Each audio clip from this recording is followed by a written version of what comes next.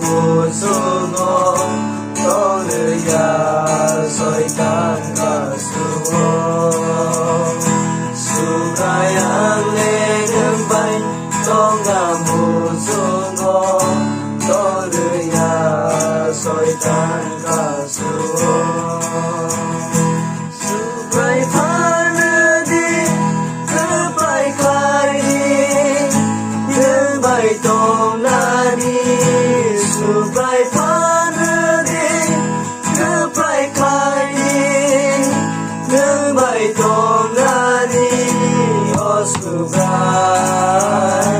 Nendeano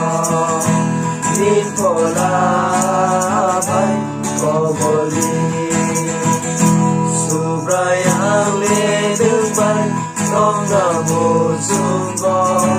Toreya soitan kasuo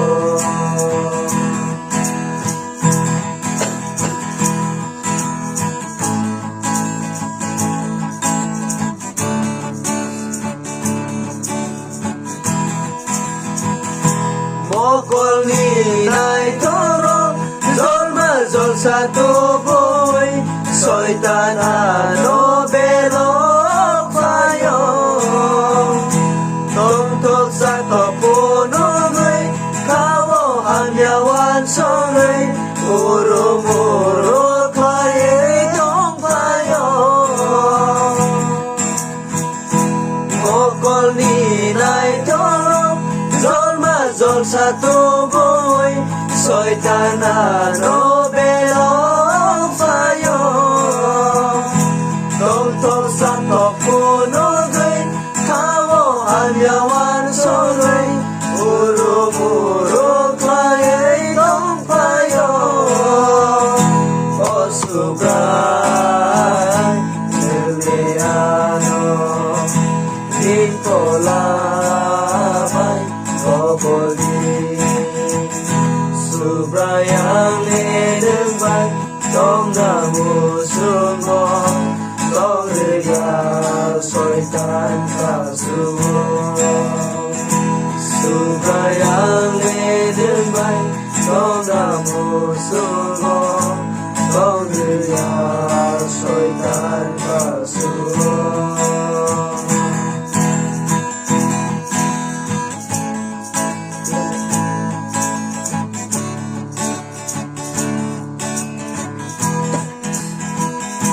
Soitan le sal brum brum Sendo nai so mui tongo Ki ma sing sa sing ho kwa da hai ke Krok sa sung lo de ma no Nei nai to gai tongo Subraya no deng ki yok za di Soitan le sal brum brum Sendo nai so mui tongo Ki ma sing sa sing ho kwa za hai ke Krok sa sung lo de ma no Nei nai to gai tongo Subraya no deng ki yok za di O subray Liliano Ninkolabay Koboli Subrayang ledembay Tongga musugo Toreya soitan kasuo Subrayang ledembay Tongga musugo Toreya